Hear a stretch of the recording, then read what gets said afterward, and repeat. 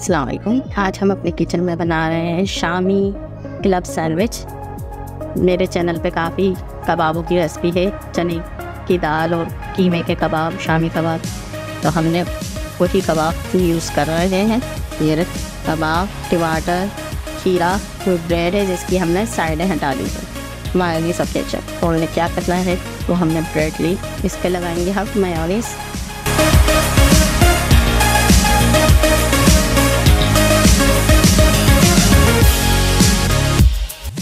इसको हम रखेंगे कबाब और इसको अच्छी तरह फैला देंगे पूरे ब्रेड पर। अब हम इस पर रखेंगे खीरा। हम दूसरी स्लाइस पे तो मायोनीज़ लगाएंगे और इसको इस पे से अब हम इसको लाएंगे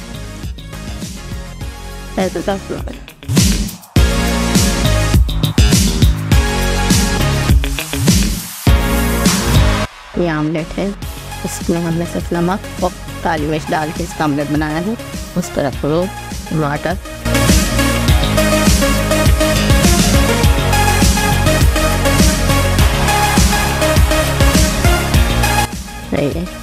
इस तरह ये हमारा बन गया एक सैलेड।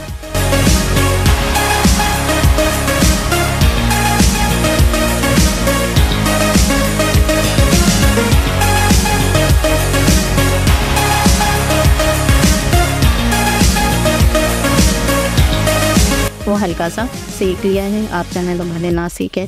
और अब हम उसकी कटिंग करें।